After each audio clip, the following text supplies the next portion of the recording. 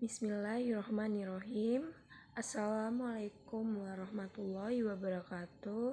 Perkenalkan, nama saya Dea Agnes Monika, NPM 2103011017, Prodi Ekonomi Syariah kelas C. Di sini saya ingin mempresentasikan materi tentang perekonomian Islam masa Khulafaul Rasyidin. Perekonomian Islam masa Khulafaul Rasyidin itu ada 4.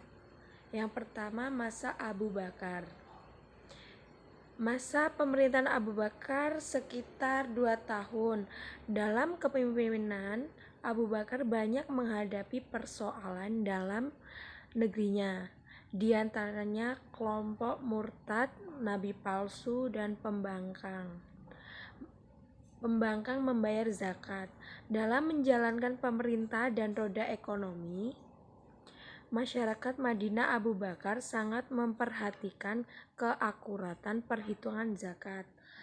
Abu Bakar juga mengambil langkah-langkah yang strategis dan tegas untuk mengumpulkan zakat dan semua umat Islam, termasuk Ba'dul Arabi, yang kembali memperhatikan tanda-tanda perkembangan membayar zakat sepeninggalan Rasulullah SAW.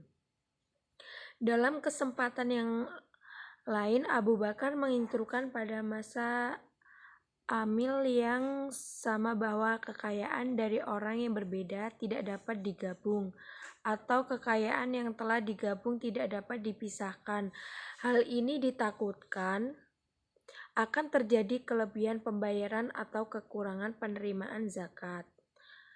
Prinsip yang digunakan Abu Bakar dalam mendistribusikan harta Baitul Mal adalah prinsip kesamarataan, yakni memberikan jumlah yang sama kepada semua sahabat Rasulullah SAW.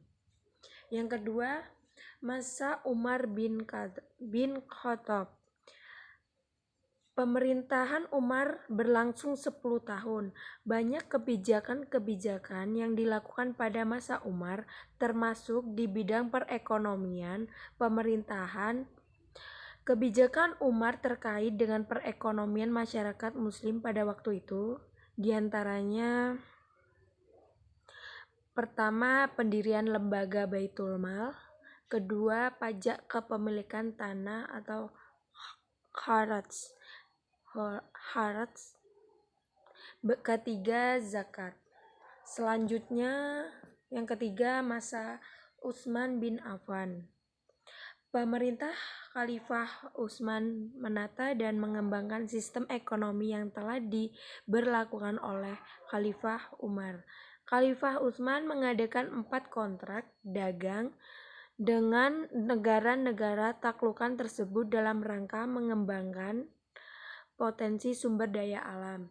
Kebijakan lain yang dilakukan Utsman terkait perekonomian adalah tetap mempertahankan sistem pemberian bantuan dan santunan serta memberikan sejumlah bayar uang kepada masyarakat yang berbeda-beda, meskipun meyakini prinsip persamaan dalam memenuhi kebutuhan pokok masyarakat.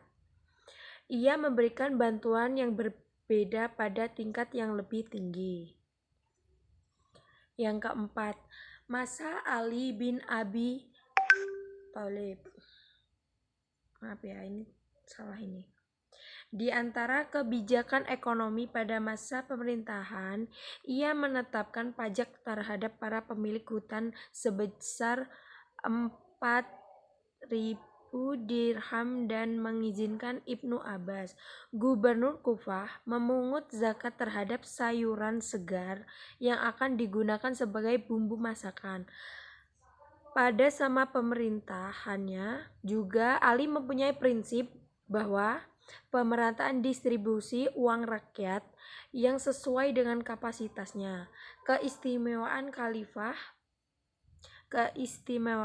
Khalifah Ali dalam mengatur strategi pemerintah adalah masalah administrasi umum dan masalah-masalah yang berkaitan dengan tersusun secara rapi. Konsep penataan administrasi ini dijelaskan dengan suratnya yang terkenal ditunjukkan kepada Malik Astar bin Haris. Oke, materi tentang ekonomi Islam, perekonomian Islam masa Khulafa al-Rasyidin udah selesai. Wassalamualaikum warahmatullahi wabarakatuh.